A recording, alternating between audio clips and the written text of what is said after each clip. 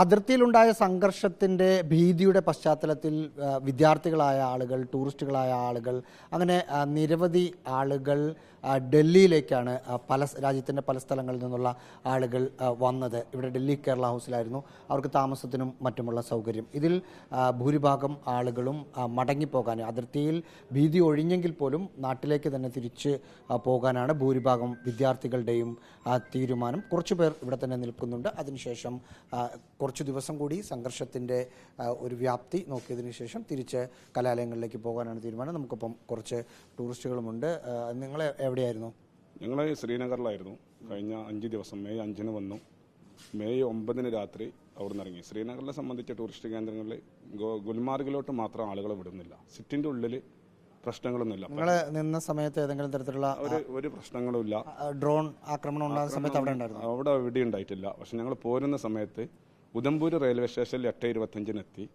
8:30 അവിടെ black alert പ്രഖ്യാപിച്ചു. 9:10 railway സ്റ്റേഷൻ്റെ ഏതാനും കിലോമീറ്ററുകൾക്ക് അപ്പുറത്ത് ആകാശത്ത് 5 ഡ്രോണുകൾ അടിയിൽ നിന്ന് വന്നു. അത് ഇന്ത്യയുടെ കണ്ടുകൊണ്ടിരുന്നത്. സ്ത്രീകളും കുട്ടികളും 31 അംഗ സംഘമാണ്. സ്ത്രീകളും കുട്ടികളൊക്കെ ഉള്ളിലോട്ട് മാറ്റി. നമ്മൾ 4 പേര് ലീഡേഴ്സും പിന്നെ മറ്റു 2 പേര് പുറത്ത് മിലിറ്ററി 5 മീറ്റർ ക്യാപ്പിലാണ് മിലിറ്ററി നമ്മൾ ഇരുത്തിയത്. അപ്പോൾ 9:10 4 റെയിൽവേ സ്റ്റേഷൻ്റെ ഫ്രണ്ട് ഭാഗത്തിലൂടെ വന്നത്. അതേപോലെ അടിയിൽ നിന്ന് പോയിങ്ങാണ്ട് അത് തകർന്നു. സ്വാഭാവികമായിട്ട് ആ സമയത്ത് നന്നായി ഭയപ്പെട്ടിട്ടുണ്ടാവും. നല്ല ശബ്ദം ഉണ്ടായി. അപ്പോഴാണ് ഭയപ്പെട്ടത്. മറ്റേത് എന്താണെന്ന് അറിയില്ലല്ലോ. ശബ്ദം ഉണ്ടായ സമയത്ത് ഭയപ്പെട്ടു. അവർ പറഞ്ഞു ഒന്നും പ്രശ്നമില്ല. നിങ്ങൾ നേരത്തെ നിശ്ചയിച്ച പോലെ ട്രിപ്പ് പൂർത്തിയാക്കിയതാണോ അതോ ഈ സംഘർഷത്തിന് അവസാനം? ശനിയാഴ്ചയാണ് 9-ാം തീയതി ആയിരുന്നു അവിടുന്ന് വരേണ്ടത്. ഒരു ദിവസം പ്രശ്നം രൂക്ഷമായി എന്നുള്ള ചാനൽ റിപ്പോർട്ടും കാര്യങ്ങൾ കണ്ടപ്പോൾ നാട്ടിൽ നിന്ന് വിളികൾ വന്നപ്പോൾ കോള് വന്നപ്പോൾ ഒരു ദിവസം. എവിടെ നിന്നായിരുന്നു? നമ്മൾ കാലിക്കറ്റ് ചാളാരി.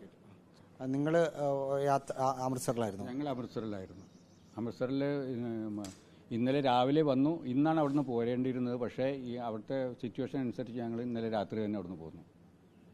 പക്ഷേ അവിടെ പ്രത്യേകിച്ച് പറയുന്നത് പോലുള്ളൊരു അപകട സൂചനയൊന്നും കണ്ടിട്ടില്ല, നേരിട്ട് കണ്ടിട്ടില്ല. നിങ്ങൾ യാത്ര തന്നെ അമൃത്സർ മാത്രമായിരുന്നോ അതോ? ഇല്ല ഞങ്ങൾ കുളു മണാലിയിൽ വന്നത്. അവിടെ നിന്നാണ് അമൃത്സറിലേക്ക്. അവിടെ നിന്നാണ് ഞങ്ങളുടെ ഫ്ലൈറ്റ് അമൃത്സറിലായിരുന്നു ഇന്ന്. പക്ഷേ അത് എയർപോർട്ട് ക്ലോസ് ആയതുകൊണ്ട് ഞങ്ങൾക്ക് അവിടെ നിന്ന് രക്ഷപ്പെട്ട് പോരാൻ വേണ്ടി ഡൽഹിയിലേക്ക് മാറ്റി. സ്ത്രീകളടക്കമുള്ള ആളുകളുണ്ട്. മറ്റ് പല സ്ഥലങ്ങളിൽ യാത്രയ്ക്ക് വന്ന ആളുകളൊക്കെ ഇവിടെ കേരള ഹൗസിൻ്റെ മുമ്പിൽ ഇരിക്കുന്നുണ്ട്. പലർക്കും ട്രെയിൻ ടിക്കറ്റും മറ്റും കൺഫേം ആവുകയും ചെയ്യണം. ഇവിടെ നിരവധി വിദ്യാർത്ഥികളും ഉണ്ട്.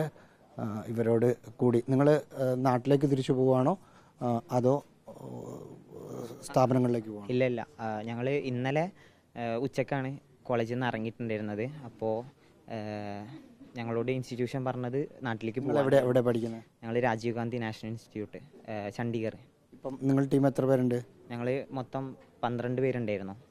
അപ്പോൾ സീനിയേഴ്സിന് ഡെസർട്ടേഷൻ്റെ കുറച്ച് വർക്ക് കാര്യം അവർ ഫ്രണ്ട്സിൻ്റെ റൂമിലേക്ക് ഷിഫ്റ്റ് ആയിട്ടാണുള്ളത്. ഇപ്പോൾ നിങ്ങൾ നാട്ടിലേക്ക് പോവാം? ഞങ്ങൾ നാട്ടിലേക്ക് പോവാണ്. ഞങ്ങൾ ഇന്നലെ രാത്രിയാണ് എത്തിയത്. അപ്പോൾ ഈ സീസ് ഫെയറും മറ്റു കാര്യങ്ങളും കൊണ്ട് തിരിച്ച് ഇൻസ്റ്റിറ്റ്യൂഷനിലേക്ക് തന്നെ തിരിച്ചു പോകാനാണ് വിചാരിച്ചിട്ടുണ്ടായിരുന്നത്. പക്ഷേ ഇപ്പോൾ വീണ്ടും വഷളായ സ്ഥിതിക്ക് നാട്ടിലേക്ക് പോകാമെന്ന് വിചാരിച്ചു. പാരൻസിൻ്റെ പ്രഷറും കാര്യങ്ങളും ഉണ്ട്. അതുകൊണ്ട് ഇനി സംഘർഷത്തിൻ്റെ അവസ്ഥ നോക്കിയതിന് ശേഷം തിരിച്ചു വരാം എന്നാണ് വിചാരിക്കുന്നത്. അതാണ് വിചാരിക്കുന്നത്. ഇപ്പോൾ എന്തായാലും നാട്ടിൽ പോകാനാണ് വിചാരിച്ചിട്ടുള്ളത്.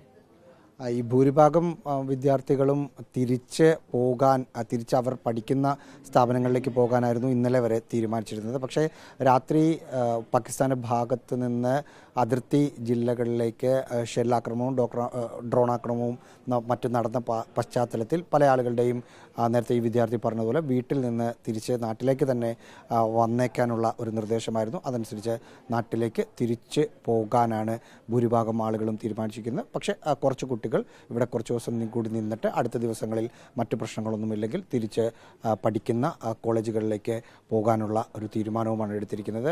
കേരള ഹൗസ് എങ്ങനെ ആ പ്രതിസന്ധി ഘട്ടത്തിൽ വളരെയധികം സഹായം ചെയ്തു എന്ന്, അല്ലെങ്കിൽ അവർക്ക് വന്ന് നിന്നപ്പോൾ ട്രെയിൻ ടിക്കറ്റ് ഇല്ലാത്ത കിട്ടിയ ബസ്സിനൊക്കെ തൊട്ടടുത്ത സ്ഥലങ്ങളിൽ നിന്ന് വന്ന ആളുകൾക്ക് ഇവിടെ നിൽക്കാൻ പറ്റി. ഇനി ട്രെയിൻ ടിക്കറ്റ് കിട്ടാതെ നിരവധി ആളുകൾ ഇവിടെ നിൽക്കുന്നുണ്ട്. കേരള ഹൗസിൽ നിൽക്കുന്നത് പോലെ സംസ്ഥാനത്തുള്ള എംപിമാരുടെ വസതികളിലും നിരവധി ആളുകളുണ്ട്. ഏതാണ്ട് എല്ലാ എംപിമാരുടെ വസതികളിലും വിദ്യാർത്ഥികളും ടൂറിസ്റ്റുകളുമൊക്കെ താമസിക്കുന്നുമുണ്ട്. ഡൽഹിയിലെ കേരള ഹൗസിൽ നിന്ന് BD ജേർണലിസ്റ്റ് വിഷ്ണു ML ഒപ്പം റാഹീസ് റഷീദ്.